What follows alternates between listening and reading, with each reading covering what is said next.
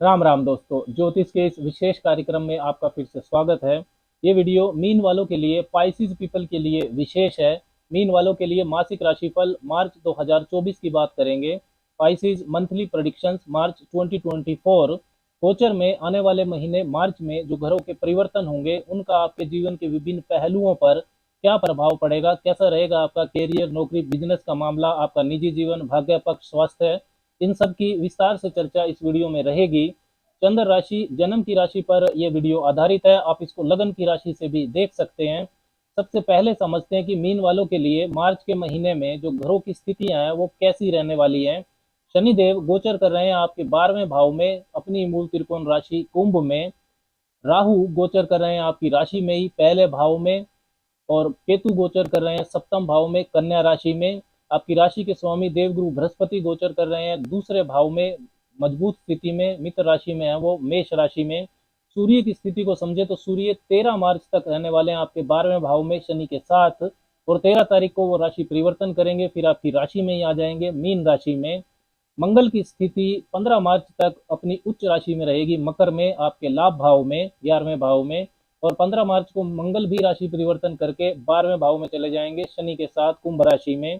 बुध की जो स्थिति है वो पहले हफ्ते यानी कि 7 मार्च तक रहने वाली है आपके 12वें भाव में, कुंभ राशि में। और 7 से 26 मार्च के बीच में वो रहेंगे आपके पहले भाव में, आपकी राशि में ही, मीन राशि उनकी नीच राशि होती है। और 26 तारीख के बाद वो फिर मेष राशि में चले जाएंगे आपके दूसरे भाव में। शुक्र की स्थिति पहले हफ्ते यानी कि 7 तारीख तक रहेगी मंगल के साथ आपके लाभ भाव में, 11वें भाव में। और 7 तारीख को शुक्र राशि परिवर्तन करके कुंभ राशि में प्रवेश करेंगे तो आपके 12वें भाव में चले जाएंगे। तो अब बात करते हैं परिणाम की कि इन घरों की स्थितियों से संकेत क्या मिलते हैं। तो सबसे पहले आपके स्वास्थ्य की बात करें तो पहला भाव और पहले भाव का स्वामी इसकी जानकारी देता है। पहले भाव में आपके राहु गोचर कर रहे हैं, और 7 तारीख के बाद बुध भी आपके पहले भाव में रहेंगे मार्च में, वो उनके लिए नीच राशि है। और 13 तारीख के बाद सूर्य भी आ जाएंगे आपके पहले भाव में, तो सूर्य और राहु का वहां पर ग्रहण योग भी बनेगा। तो पहले भाव में बहुत कम शुभता है मार्च के महीने में। लेकिन आपकी जो राशि के स्वामी है, पहले भाव के स्वामी बृहस्पति, वो मजबूत स्थिति में है, मित्र राशि में। हालांकि शनिदेव की तीसरी दृष्टि बृहस्पति पर रहेगी, प्रथम चरण की 7.5 आपको चल रही है। हालांकि आपकी राशि के जो स्वामी है बृहस्पति, वो मजबूत स्थिति में है, मित्र राशि में है, लेकिन फिर भी मार्च के महीने में स्वास्थ्य का विशेष ध्यान आपको रखना चाहिए। आपके पहले भाव में नीच के बुध है राहु के साथ, और 13 तारीख के बाद जो आपके छठे भाव के स्वामी है सूर्य, रोग भाव के, वो भी आकर ग्रहण योग बनाएंगे आपके पहले भाव में ही। तो आपके स्वभाव में, व्यवहार में, आपके लाइफस्टाइल में आप लापरवाही कर जाएं, इस बात का संकेत ये देते हैं। तो आपको खाने पीने के मामले में लापरवाही नहीं करनी है, विशेष ध्यान रखना है। अगर कोई यात्रा ट्रैवल करते हैं तो उसमें भी आपको विशेष सावधानी रखनी है। अपने स्वभाव में ईगो ज्यादा ना रखें, नहीं तो तनाव की स्थिति रहेगी। पहले से यदि आपको त्वचा एलर्जी, हृदय, आंखों की समस्या या जॉइंट पेन जैसी समस्या है तो वो बढ़ सकती है मार्च में, इस चीज का आपको ध्यान रखना चाहिए। भाग्य पक्ष की बात करें तो उसे नवम भाव से देखा जाता है। नवम भाव जो है आपका, उस पर शनिदेव की 10वीं दृष्टि आ रही है और राहु की 9वीं दृष्टि आ रही है, जो भाग्य में रुकावटों का संकेत दे रही है। लेकिन मार्च में 15 मार्च तक जो भाग्य भाव के स्वामी है मंगल, वो अपनी उच्च राशि में रहेंगे, लाभ भाव में। तो 15 मार्च तक भाग्य पक्ष आपका मजबूत है। 15 मार्च के बाद मंगल चले जाएंगे 12वें भाव में, शत्रु राशि में भी, तो भाग्य पक्ष आपका कमजोर रहेगा। तो इन्वेस्टमेंट से संबंधित, प्रॉपर्टी से संबंधित या कैरियर से संबंधित कोई भी बड़ा महत्वपूर्ण निर्णय यदि आपको लेना पड़े तो 15 मार्च से पहले ले लेंगे तो ज्यादा अच्छा रहेगा। अब बात करते हैं कैरियर, नौकरी और बिजनेस की। तो 10म भाव जो होता है वहां से कैरियर और नौकरी को देखा जाता है। आपकी राशि के स्वामी ही 10म भाव के स्वामी भी हैं, देवगुरु बृहस्पति, और वो मजबूत स्थिति में है दूसरे भाव में। और बृहस्पति की जो 9वीं सवग्रही दृष्टि है वो आपके कैरियर भाव 10म भाव पर भी आ रही है। तो 10म भाव के स्वामी बृहस्पति की अच्छी स्थिति कार्य क्षेत्र में आपसे मेहनत करवाएगी। 15 तारीख तक आपके जो भाग्य भाव के स्वामी है मंगल, वो भी उच्च राशि में है, तो पद प्रतिष्ठा आपकी बढ़ सकती है, नई जिम्मेदारी आपको मिल सकती है। लेकिन ये सब अच्छी चीजें जो हैं ये तभी होंगी जब आप अपनी सोच में पॉजिटिविटी रख पाएंगे। क्योंकि आपके पहले भाव में नीच के बुध और राहु रहेंगे तो आपके व्यवहार में, सोच में भ्रम की स्थिति रहेगी, गलतफहमियां आपको हो सकती है, इस पर आपको नियंत्रण रखना है। साथ ही बुध वाणी के कारक हैं, तो वाणी का सही प्रयोग करें, शब्दों का चयन बहुत संभाल कर करें, डॉक्यूमेंटेशन की गलतियों से आपको बचना है। सूर्य आपके छठे भाव के स्वामी है, वो लगभग पीड़ित अवस्था में रहेंगे पूरे महीने, पहले वो 12वें भाव में रहने वाले हैं, 12वें भाव के स्वामी अपने शत्रु शनि के साथ, तथा फिर वो राहु के साथ ग्रहण योग बनाएंगे आपके पहले भाव में ही। तो कार्य क्षेत्र में वर्क प्लेस पर ईगो इश्यूज के कारण आपके मतभेद हो सकते हैं। सीनियर्स और अथॉरिटी से सहयोग ना मिलने के कारण आपके मन में निराशा हो सकती है। काफी धैर्य से चलने का महीना है मार्च का। कैरियर से संबंधित कोई महत्वपूर्ण निर्णय आपको बहुत सोच समझ कर लेना चाहिए मार्च में। वर्क पॉलिटिक्स से दूर रहें। छठे और 12वें भाव का जो ये एक्सिस है, इसमें यदि ज्यादा ग्रहों का प्रभाव आता है तो वो संघर्ष को बढ़ाता है। व्यापार की बात करें तो उसे 7वें भाव से देखा जाता है। 7वें भाव में आपके केतु गोचर कर रहे हैं। तो 7वें भाव के जो स्वामी बनते हैं बुध, वो 7 तारीख तक 12वें भाव में रहने वाले हैं, 12वें भाव के स्वामी शनिदेव के साथ। तो 7 तारीख तक व्यापार में आपके खर्चे ज्यादा हो सकते हैं या व्यापारिक नुकसान भी हो सकता है। व्यापारिक जो आपकी साझेदारी है वो टूट भी सकती है।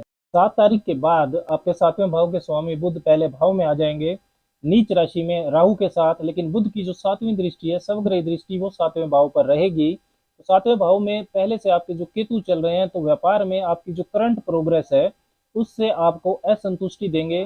साझेदारी में डिफरेंस ऑफ ओपिनियन आपका हो सकता है, पार्टनर से कम्युनिकेशन गैप हो सकता है। इन चीजों का आपको ध्यान रखना है। बुध की दृष्टि भाव वृद्धि तो करेगी, व्यापार वृद्धि भी करेगी, लेकिन 13 तारीख के बाद छठे भाव के स्वामी सूर्य भी आपके पहले भाव में होंगे। तो सूर्य की 7वीं दृष्टि भी आपके 7वें भाव पर रहेगी। और 15 मार्च के बाद मंगल जब 12वें भाव में होंगे तो उनकी भी 8वीं दृष्टि आएगी आपके 7वें भाव पर। तो काफी ज्यादा जो पाप प्रभाव है वो 7वें भाव पर रहने वाला है मार्च के महीने में। इसलिए बहुत ज्यादा बढ़िया महीना नहीं है ये बिजनेस के लिए। मिड मार्च के बाद फिर भी आपकी जो डेली इनकम है उसमें वृद्धि होगी, लेकिन आपको वाणी का ध्यान रखना होगा क्लाइंट्स के साथ और पार्टनर्स के साथ। डॉक्यूमेंटेशन की गलतियों से आपको बचना है। अपना व्यवहार जो है वो बहुत ज्यादा डोमिनेटिंग ना रखें। ईगो इश्यूज के कारण पार्टनर से, क्लाइंट से आपके मतभेद हो सकते हैं। मैरिड लाइफ की बात करें तो उसे भी 7वें भाव से ही देखा जाता है। तो म्यूचुअल अंडरस्टैंडिंग के लिए ये महीना ठीक नहीं है। साथ ही में अगर आपके पहले से वैवाहिक जीवन में कुछ झगड़े या मतभेद चल रहे हैं तो विशेष तौर पर आपको सावधानी रखनी होगी। बातों को मन में ना रखें। कैरियर, व्यापार और रिश्तों के मामले में मार्च का महीना काफी संयम से चलने वाला है। धैर्य रखना होगा आपको, जल्दबाजी में कोई निर्णय ना लें। शिक्षा पक्ष की बात करें तो उसे पंचम भाव से देखा जाता है। पंचम भाव के स्वामी बनते हैं चंद्रमा, जो हर 2.25 दिन में राशि बदल लेते हैं। लेकिन मार्च के महीने में 15 मार्च तक आपके भाग्य भाव के जो स्वामी है मंगल, वो लाभ भाव में रहेंगे। तो उनकी 7वीं दृष्टि आपके पंचम भाव पर रहेगी। आपकी राशि के स्वामी बृहस्पति की स्थिति भी ठीक है। तो एवरेज महीना है ये शिक्षा पक्ष को लेकर। एफर्ट्स आपको ज्यादा करने होंगे तभी फोकस बना पाएंगे। लेकिन अच्छी बात यह है कि जो छठा भाव होता है, जो कॉम्पिटिशन्स का भाव होता है, वहां पर 13 तारीख तक सूर्य की दृष्टि रहेगी, जब सूर्य 12वें भाव में होंगे। और शनिदेव की दृष्टि भी वहां पर आ रही है छठे भाव पर। तो कॉम्पिटिशन के मामले में सूर्य शनि का जो ये प्रभाव है काफी शुभ रहता है। और साथ ही में जो आपके भाग्य भाव के स्वामी है मंगल, वो जब लाभ भाव में होंगे 15 मार्च तक तो उनकी 8वीं दृष्टि आएगी छठे भाव पर। और जब वो 15 मार्च के बाद 12वें भाव में होंगे तो उनकी 7वीं दृष्टि भी छठे भाव पर रहेगी। तो ये जो सारे प्रभाव हैं ये किसी भी तरह के कंपटीशन एग्जाम में आपको सफलता दिला सकते हैं। कंपटीशन के मामले में काफी सारा लक फैक्टर आपके साथ रहने वाला है मार्च के महीने में। उच्च शिक्षा, रिसर्च, पीजी, पीएचडी के जो छात्र हैं उनके लिए भी ये महीना काफी शुभ है। प्रेम संबंधों की बात करें तो लव रिलेशंस को भी पंचम भाव से ही देखा जाता है। मंगल का प्रभाव है पंचम भाव पर, साथ ही जो कारक शुक्र हैं वो भी मंगल के प्रभाव में रहेंगे। तो जिद से परेशानी हो सकती है, किसी तरह की डिफरेंस ऑफ ओपिनियन आपका हो सकता है, विशेषकर 15 मार्च के बाद जब 12वें भाव में शनि, शुक्र और मंगल की युति बनेगी तो आपको काफी सावधानी से चलना होगा। फॉरेन ट्रैवल की बात करें तो उसे 12वें भाव से देखा जाता है। 12वें भाव के जो स्वामी है शनिदेव, वो 12वें भाव में ही है। साथ ही सूर्य, मंगल और शुक्र का प्रभाव भी 12वें भाव पर रहने वाला है। तो अच्छा महीना है फॉरेन ट्रैवल को लेकर। कोई वीजा पीआर का यदि आपका इशू है तो वो रिजोल्व हो सकता है। अब बात करते हैं विशेष उपायों की कि क्या विशेष उपाय मार्च के महीने में आपको करने चाहिए। तो हर रोज 10-15 मिनट गायत्री मंत्र जपना आपके लिए बेहद शुभ है। केले के पौधे की जो पूजा है वो भी आपको करनी चाहिए। केले के पौधे की जड़ में हल्दी मिला हुआ जल डालें, घी का दीपक जलाएं और 5-10 मिनट ओम नमो भगवते वासुदेवाय इस मंत्र का आपको जप करना चाहिए। पक्षियों को दाना पानी डालना भी आपको काफी शुभ परिणाम देगा। राम राम।